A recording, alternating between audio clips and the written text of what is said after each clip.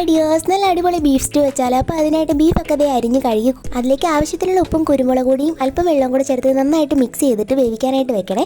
അതേസമയം വേറൊരു കുക്കറിൽ ഞാൻ ക്യാരറ്റും കിഴങ്ങും വേവിക്കാൻ വെച്ചിട്ടുണ്ട്. ഇനി നമുക്ക് ഗ്രേവി തയ്യാറാക്കാം. അപ്പോൾ അതിനായിട്ടൊരു പാനിലേക്ക് ഗ്രാമ്പൂ, പട്ട, ഏലക്ക ചെറുതായിട്ടൊന്ന് മൂപ്പിച്ച് മാറ്റി വെച്ച് പിന്നെ അതേ പാനിലേക്ക് തന്നെ ഇഞ്ചി, പച്ചമുളക്, വെളുത്തുള്ളിയും ചെറുതായിട്ട് അതിൻ്റെ പച്ചമുളകൊക്കെ ഒന്ന് മാറി വരുമ്പോഴത്തേക്കും അരിഞ്ഞു വെച്ചിരിക്കുന്ന സവോളയും കൂടെ ചേർത്ത് നന്നായിട്ടൊന്ന് വഴറ്റിയെടുക്കുന്നുണ്ട്. പെട്ടെന്ന് വടണ്ടി കിട്ടാൻ അല്പം ഉപ്പ് കൂടെ ചേർത്തായിരുന്നേ. സവോളയൊക്കെ നന്നായിട്ട് വടണ്ടി കഴിയുമ്പോഴത്തേക്കും പൊടികൾ ചേർക്കാം. 1 സ്പൂൺ ഗരം മസാല, 2 സ്പൂൺ കുരുമുളകുമാണ് ഞാനിവിടെ എടുത്തിട്ടുള്ളത്.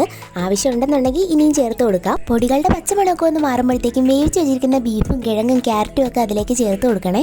എന്നിട്ട് തേങ്ങയുടെ 2ാം പാൽ ചേർത്തിട്ട് നന്നായിട്ടൊന്ന് തിളപ്പിച്ചെടുക്കുക. അത് ചെറുതായിട്ടൊന്ന് കുറുകി വരുമ്പോഴത്തേക്കും 1ാം പാലും പിന്നെ അരച്ച് വെച്ചിരിക്കുന്ന കാഷ്യൂനട്ടിന്റെ പേസ്റ്റും കുറച്ച് കറിവേപ്പിലയും കൂടെ ചേർത്ത് ചെറുതായിട്ടൊന്ന് തിള വരുമ്പോൾ തന്നെ ഓഫാക്കണേ. ലാസ്റ്റ് ആയിട്ട് അല്പം വെളിച്ചെണ്ണയിലേക്ക് ഉള്ളിയും അണ്ടിപ്പരിപ്പും മുന്തിരിങ്ങയും കൂടെ മൂപ്പിച്ച് കറിയുടെ മുകളിലേക്ക് ഇട്ട് കൊടുത്ത സംഭവം സെറ്റാണ്. ട്രൈ ചെയ്ത് നോക്കണേ. ടാറ്റാ.